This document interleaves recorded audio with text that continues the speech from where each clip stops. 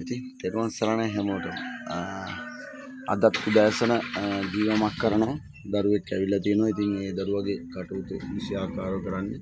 මේ යාගේ එන්න ඕන මේ වරම්මාලාවට පූජා කටයුතු. ඒ කියන්නේ මේක තමයි යා පූජා කරන්නේ. එතකොට මේ හරහා තමයි යාට වරම්මාලා සිද්ධ වෙන්නේ. ඉතින් අද මේ දරුවා ඇවිල්ලා ඉන්නේ ගොඩක් තොවිල් කරලා තියෙනවා. ගෙදර දොර තොවිල් අනම්මනම් කරලා තියෙන. ඒ දරුවට බලින් ගහලා අනම්මනම් පෙරේතයා පළ ඔය වගේ කටයුතු කරන මම උදාහරණයක් වශයෙන් නම් කවදාකවත් ඥාතියෙක් හරි ප්‍රේතෙක් හරි අමනුෂ්‍යෙක් හරි කඳට දෙනවා ගහන්න එපා.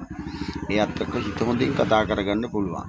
ඒ කියන්නේ අපි එයාට තැන දීලා වැඩ කරගත්තොත් අපි චණ්ඩි වෙන්න ගියොත් වැඩේ කරගන්න බෑ. එයාට චණ්ඩිය වෙන්න දීලා අපි හිමීට අපේ ටාගට් එකට අපි යන්න ඕන. එහෙමයි වැඩ කරන්නේ. නැත්නම් මේ මිනිසුන්ට ගහලා බැඳලා ඒගොල්ලොත් එක්ක වැඩ කරන්න ඕන. හිත හොඳින් ඕන දෙයක් කරගන්න පුළුවන්. එතකොට තව දෙයක් තමයි මම මේ කතා කරන්න ගත්තේ. ගොඩක් කට්ටිය මට කතා කරා අර වීඩියෝ එකෙන් පස්සේ ඉරවිච්චා සතේ අතේ නැතුව නන්නත්තාට රුපියල් 100යි මට තියෙන්නේ. ඔය ගැටලු ගොඩාක් කිව්වා.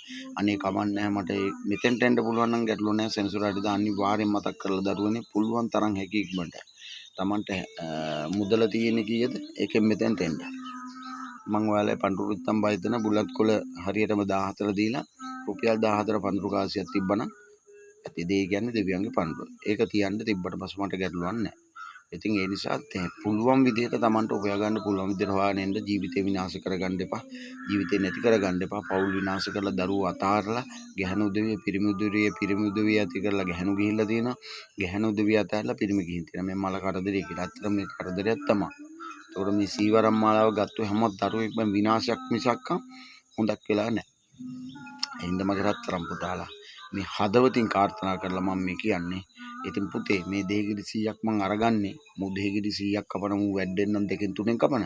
දෙකෙන් තුනෙන් කපන්නත් පුළුවන් පුතේ. නමුත් මේ ශරීරේ හැම ස්නායුකම තියෙන හැම රෝගයක්ම අපි දුරු කරලා කපන්න ඕනේ. උඩ ඉඳන් පල්ලහැට අඟලෙන් අඟට නූලෙන් නූලේ තප්පරෙන් කප පල්ලහැට එනවා. එතකොට එයාට දැනෙනවා ශරීරේ උඩ තිබ්බ හැංගිච්ච.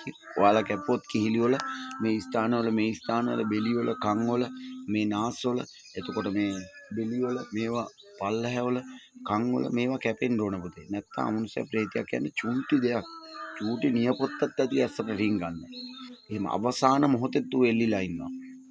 ඉතින් මෙයාගේ දරුවගේ හිටියා අමනුෂ්‍ය පරාණ 3ක් විරේකයක් කරාම ආය ඔන් ද ස්පොට් නැකිට බඩ ගාලා කලන්තේ දාලා නැකිට විරේක ඒක මං ගෙදරට දැන්න දෙනවා විරේක කරන්න මේ එතකොට ඒ කටයුත්ත කරලා දුන්න. දැන් මෙයාගේ අමනුෂ්‍ය පරාණ 3ක් තිබ්බා. ඒ පරාණ 3ම මං අල්ලලා එයාගෙම කුප්පියට දාලා එයාටම තමයි දෙන්නේ. මේ ස්ථානේ තියාගන්න නූලෙන් අල්ලලා ඒ අවස්ථාන බන්ධනය ප්‍රේත මුද්දෙනින් අවතර මහදේව අකතුබන් නූලට බන්ධනය කරලා හිර කරලා අර යන්ත්‍ර මේ තන්ත්‍ර නැහැ. මේ තියෙන්නේ ඒවා තමයි. මේ වගේ තමයි ගහන්නේ පුතේ. සෙල්ලන්නේ ලක්ෂ ගණන් ජීවම් කරලා අරගත්තෝ තමයි. ඉතින් ඒ නිසා හැමෝටම කරන්න පුළුවන් දෙයක් නෙමෙයි.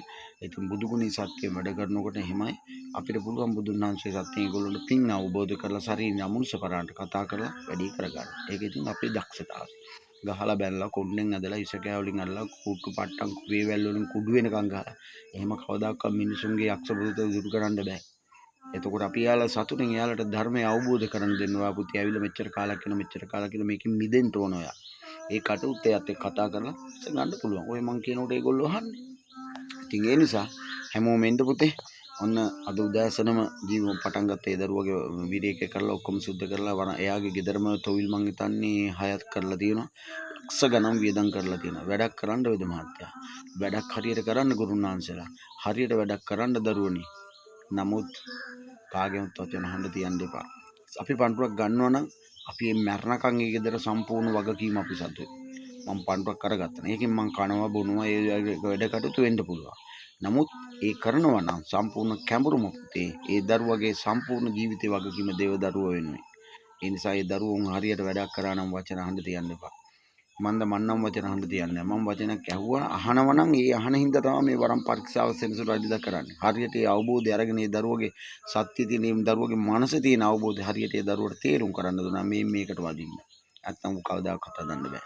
ඒ නිසා හරියට තේරුම් කරලා හරියට අවබෝධයක් දීලා වරම කියන්නේ මෙහෙමයි, යන්ත්‍ර මන්ත්‍ර කියන්නේ මේකයි. ඒකට බුදුගුණ සත්‍යෙන් තමයි මම මුල් කරන්නේ. එතකොට මගේ දරුවට කාටවත් කවුරු හරි ෂොට් එකක් දෙන්න හිතන් ඉන්නනම් ඒක sorry.com පුතේ. ඒවා sorry.com නේ. නින්දා ඒක ගැටලුවක් නැහැ. ඒක හිතාමතා මම මේ කියන්නේ වරන් දරුවන්ගේ. ඒ කියන්නේ අපි ගමු වරන් තියෙන කට්ටිය ඉන්නවනම් එයාලා පුතේ ඉන්න දෙහිමාලාවක් කපාගෙන කවුරුවත් අවිශ්වාසයෙන් වැඩ කටයුතු කරනවා නම් මෙතන විශ්වාසය බුදුන් වහන්සේගේ තැන. ඉඳ වරම් මාලාව සාමාන්‍ය හොඳට බල තියෙන කෙනෙකුට හිරියක් වෙනසක් ඉන්නනම් යකඩින්නෙන් ඇනලා පපුවේ මේ පැත්තට නිකන් පසාරු කරලා වගේ දිනනවා. ඒවා හිර පුතේ ඥාති අරන් එන ඒවා. එතකොට ඒ නිසා විශේෂයෙන් හැමෝටම කියන්නේ පුතේ එන්න හැමෝම මේ උතුම් ධාතුන් වහන්සේලා ශක්ති බලයෙන් මුල් කරගෙන මේ ධාතුන් වහන්සේලා වඳ පුද නමස්කාර කරගෙන මේ ධාතුන් වහන්සේලා සත්‍ය හරියාකාරව කරගෙන එන්න පුතේ.